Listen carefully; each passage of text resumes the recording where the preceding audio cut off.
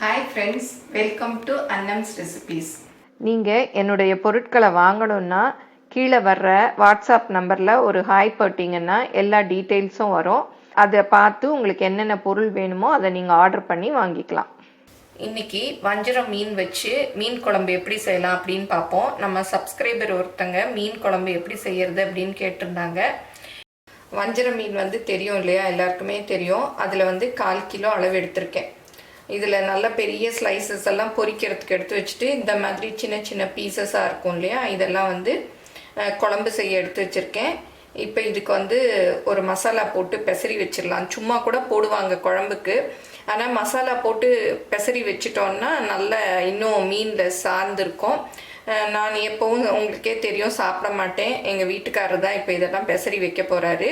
இப்போ இதுக்கு என்னென்ன மசாலா போடலாம் அப்படிங்கிறத பார்ப்போம். ஃபஸ்ட்டு இந்த மாதிரி ஒரு பவுல் எடுத்துக்கோங்க. எடுத்துட்டு இதில் நம்ம சாம்பாருக்கு போடுறோம் இல்லையா, அந்த மிளகாப்பொடி நம்ம சும்மா மேரினேட் தான் பண்ண போகிறோம். குழம்புக்கு தனியாக போடுவோம், அதனால் 1 டீஸ்பூன் அளவு போதும். இது 1/4 கிலோ மீன் தான்.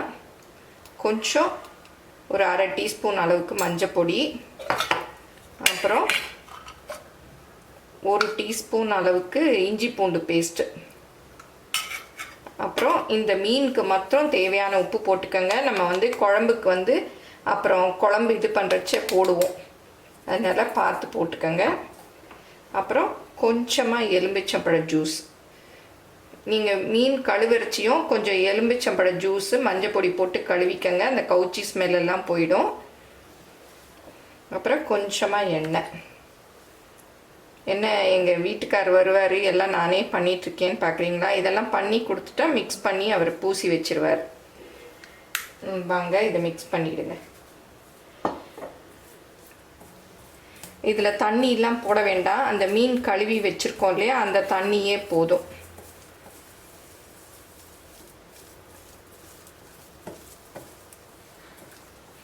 இந்த மாதிரி பெசரி வைக்கிறதுனால அந்த மீனில் நல்லா மசாலா சார்ந்திருக்கும், நல்லா குழம்பும் நல்லா டேஸ்ட்டாக இருக்கும். ஒரு 15 நிமிஷம் ஊற விட்டால் போதும். இப்போ மீனெல்லாம் எடுத்து இதில் போட்டு நல்லா மிக்ஸ் பண்ணிக்கணும். இதே மெத்தடில் நான் இன்றைக்கி வஞ்சரம் மீனில் பண்ணுறேன். நீங்கள் எந்த மீன் வாங்கினாலும் இதே மெத்தடில் பண்ணிடலாம். இப்போ இதெல்லாம் எடுத்து வச்சிடலாம்.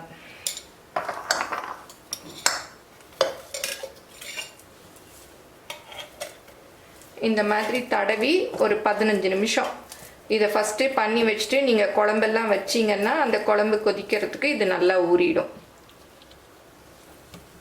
இப்போ பாருங்கள், நல்லா தடவி வச்சாச்சு. இதை அப்படியே மூடி வச்சுட்டு குழம்பெல்லாம் நல்லா கொதிக்கிறச்சு இதை எடுத்து போட்டுடலாம். இந்த மாதிரி ஒரு கடாய் வச்சுக்கணும்.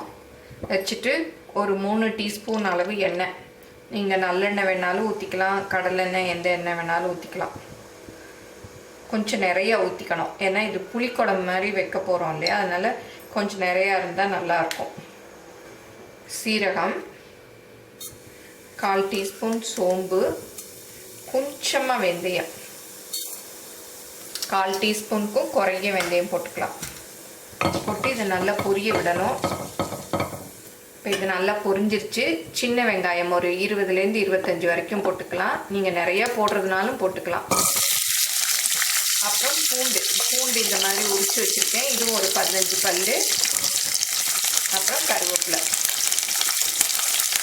சின்னதாக ஒரு தக்காளி, மீடியம் சைஸ் தக்காளி நறுக்கி வச்சுருக்கேன். இது கொஞ்சம் வதங்கிடுச்சு, தக்காளியும் போட்டுக்கலாம். இப்போ நல்லா வதங்கிடுச்சு. இதுக்கு தேவையான சாம்பார் பொடி ஒரு 3 டீஸ்பூன் அளவுக்கு போடுறேன். நீங்கள் சாம்பார் பொடி இல்லைன்னா தனி மிளகாய் பொடியும் மல்லிப்பொடியும் போட்டுக்கலாம். ஒரு 1/4 டீஸ்பூன் மஞ்சள் பொடி, அப்புறம் இதுக்கு தேவையான உப்பு.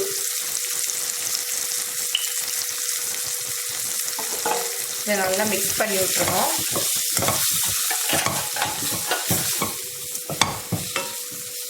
ஒரு சின்ன எலும்பிச்சம்பழம் அளவு புளி கரைச்சி வச்சுருக்கேன், அதையும் ஊற்றிக்கலாம்.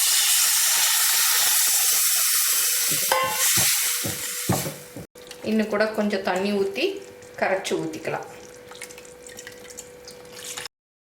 1 ஸ்பூன் அளவு மல்லிப்பொடி போட்டுக்கலாம். மீன் குழம்புக்கெலாம் மல்லிப்பொடி போட்டால் நல்லா திக்காக இருக்கும், நல்லா வாசமாக இருக்கும்.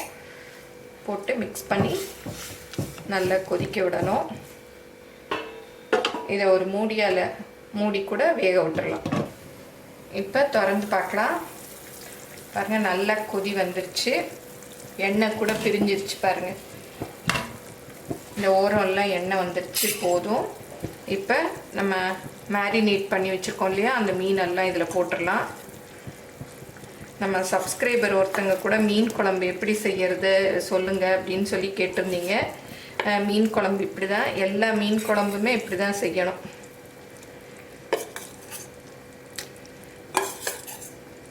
இது போட்டு அப்படியே அடுப்பை குறைச்சி வச்சிடணும். ரொம்ப விட்டிங்கன்னா ரொம்ப மீன் வெந்து கலண்டு போயிடும். ஒரு 10 நிமிஷம்.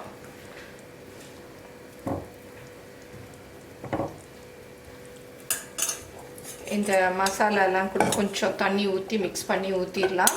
இப்போ வந்து உப்பு காரம் எல்லாம் போதுமான்னு பார்த்துக்கோங்க. பத்தலைன்னா போட்டுக்கலாம். நீங்கள் மீன் போடுறதுக்கு முன்னாடி பார்த்துக்கணும், நான் சொல்ல மறந்துட்டேன்.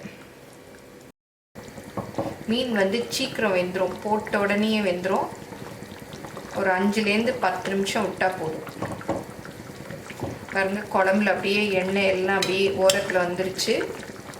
இப்போ பாருங்கள், மீன்லாம் நல்லா வெந்துருச்சு, போதும். அப்படியே நல்லா கொதிச்சிருச்சு குழம்பும். நான் வந்து மிளகாப்பொடி மாத்திரம் பத்தலை, இன்னொரு டீஸ்பூன் போட்டுக்கிட்டேன். கடைசியாக கொஞ்சம் நல்லெண்ணெய் ஊற்றிக்கிட்டா கொஞ்சம் நல்லாயிருக்கும். சும்மா 1 டீஸ்பூன் அளவுக்கு.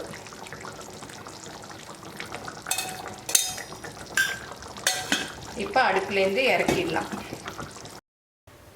மீன் குழம்பு சூப்பராக ரெடி ஆயிடுச்சு. இதை சாதத்தில் போட்டு சாப்பிட்டா சூப்பராக இருக்கும். இட்லி தோசைக்கு கூட நல்லாயிருக்கும். இதே மெத்தடில் எல்லா மீனையும் வச்சு நம்ம மீன் குழம்பு செய்யலாம். இன்றைக்கி சாப்பிட்றத விட மீன் குழம்பு ஊற மத்தியானம் செஞ்சோன்னா நைட் நல்லாயிருக்கும், மறுநாள் ரொம்ப டேஸ்ட்டாக இருக்கும். எல்லோரும் செஞ்சு பாருங்கள், எப்படி இருந்ததுன்னு உங்கள் கமெண்ட்ஸை சொல்லுங்கள். தேங்க்யூ.